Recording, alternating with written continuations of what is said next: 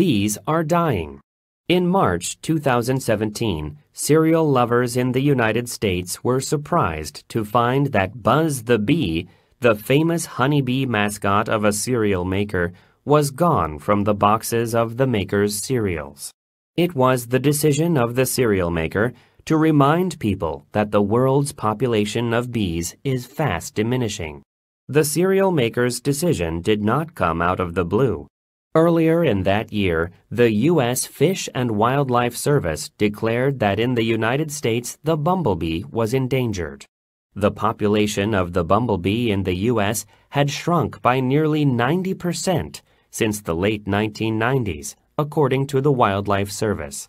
Similar phenomena have occurred in other parts of the world. In Central Europe, honeybee colonies have declined by 25% since 1985. In Hanyuan County, China, where pear and apple trees fill the landscape, farmers are forced to pollinate their fruit by hand due to the severe decline in the population of honeybees. All in all, bees are disappearing all over the world, and that worries scientists and farmers, among others. Why are they worrying? What is special about bees? Bees are one of nature's most effective pollinators. If they do not move pollen from one blossom to another, 1/3 of the crops we consume would be severely affected. They would have to be pollinated by other means, or they would produce significantly less food.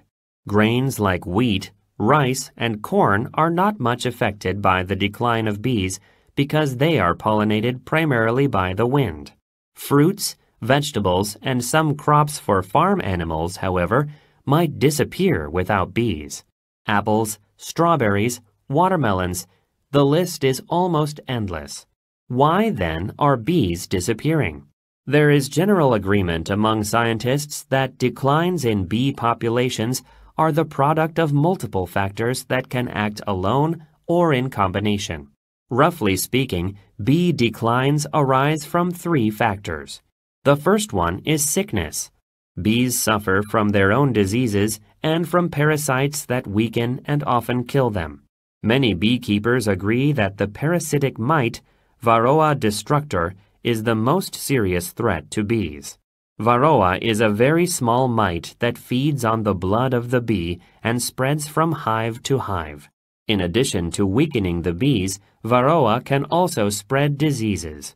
A second factor that is causing bee declines is poor nutrition.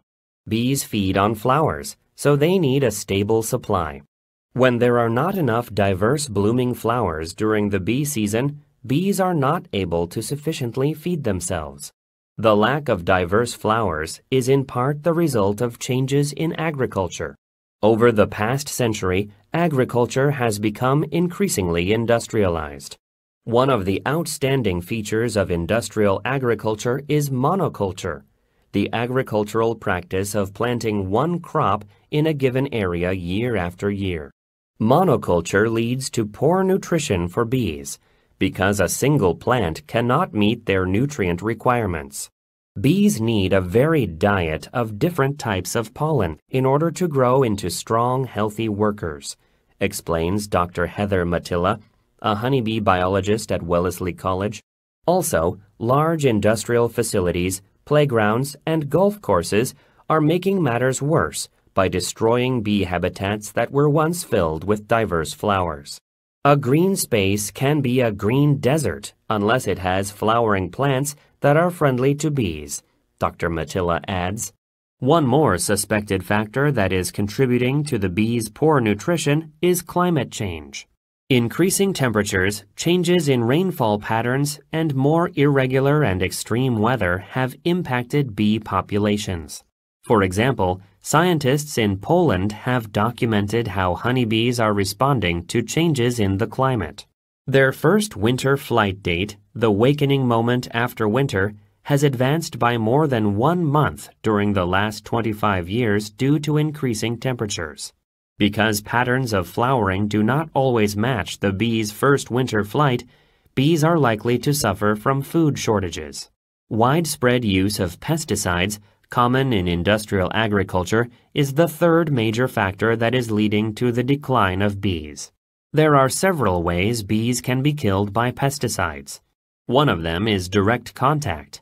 When bees are on the flowers at the time of the application of a pesticide, the bees die immediately. In this case, the queen and the other bees in the hive are not affected and the colony survives. If bees avoid direct contact with pesticides, they can still be contaminated through pollen, the air, water, or soil. This has deadly effects on a bee colony because a contaminated bee transports the pesticide to the colony in pollen or nectar or on its body. The results are often disastrous, and the affected colony eventually collapses. Some pesticides do not affect adult bees, but do cause damage to young, immature bees. Other types of pesticides could affect bees' brains, making the bees slow learners and sometimes causing them to lose their ability to find nectar. Several ways to protect bees from pesticides are being proposed. One of them is to apply pesticides in the evening. This will minimize the impact of pesticides on bees, as bees take food during the day. Certain crops such as melons and cucumbers have flowers that will be open for only a single day. For such crops, pesticides should be applied when the flowers are closed, as it will reduce the impact on bees. All in all, in order to protect bees from harmful pesticides, there should be national and international collaboration among beekeepers, growers, governments, and pesticide manufacturers. As individuals, we can also help save bees. We can plant flowers in our gardens that are helpful for bees and try not to contaminate these flowers with pesticides. Also, we can buy and consume more organic produce that is grown without or with minimum use of pesticides. This way, we can expect commercial growers to reduce their use of pesticides. When we take these seemingly small actions to help bees, we help them make our world healthier. In other words, we help ourselves by helping bees.